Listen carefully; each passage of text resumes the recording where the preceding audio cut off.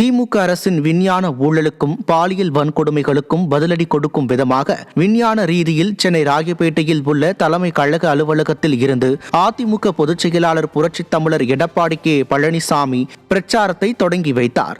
விஞ்ஞான ஊழலுக்கு பெயர் போன திமுக தற்போது டாஸ்மாகிலும் அதன் கோர முகத்தை காட்டி கொள்ளையடித்து வருகிறது. வாக்களித்த தமிழக மக்களை வஞ்சிக்கும் திமுக அரசின் அவலங்களை மக்களிடம் கொண்டு செல்வது தொடர்பாக அதிமுகவின் 82 மாவட்ட கழக நிர்வாகிகள் ஒரே நேரத்தில் காணொலி காட்சி வாயிலாக ஆலோசனையில் ஈடுபட்டனர். சென்னை ராயப்பேட்டையில் உள்ள அதிமுக தலைமை கழகமான புரட்சித் தலைவர் எம்ஜிஆர் மாளிகையில் அதிமுக பொதுச் செயலாளர் புரட்சித் தமிழர் எடப்பாடி கே பழனிசாமி தலைமையில் ஆலோசனை கூட்டம் நடைபெற்றது.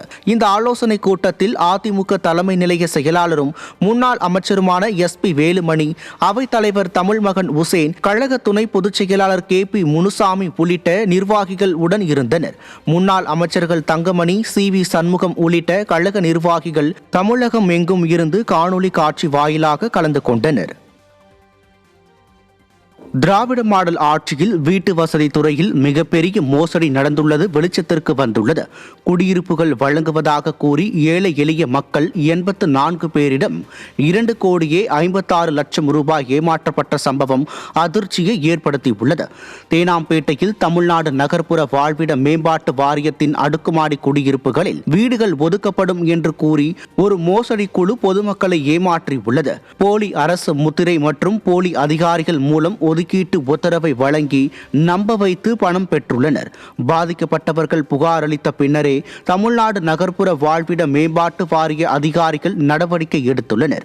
இந்த மோசடியில் ஈடுபட்ட 8 பேர் பிடிபட்டுள்ள நிலையில் மக்களுக்கு வழங்கப்பட்ட ஒதுக்கீட்டு உத்தரவுகள் போலியானது என அரசு அதிகாரிகள் முன்னரே அறிவிக்காதது மக்களிடையே பல்வேறு சந்தேகங்களை எழுப்பியுள்ளது.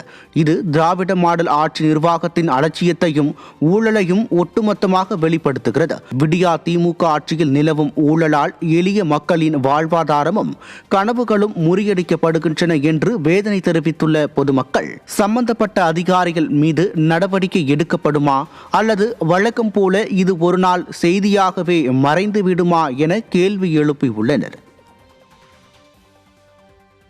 திருப்பூர் மாவட்டம் பல்லடம் அருகே ஒரே குடும்பத்தைச் சேர்ந்த 3 பேர் கொலை செய்யப்பட்ட வழக்கில் 100 நாட்கள் கடந்தும் குற்றவாளிகளை கண்டுபிடிக்க முடியாமல் ஸ்டாலின் அரசின் காவல்துறை திணறி வருகிறது.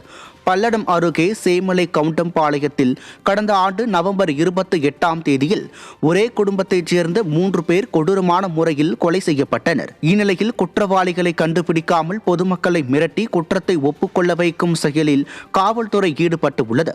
கொலையானவரின் தோட்டத்தில் வேலை செய்தவர், கார் டிரைவர், குறவரியின மக்கள் என யார் மீதாவது பழியை சுமத்தி வழக்கை மூடும் வேளையில் காவல்துறை இறங்கியுள்ளது.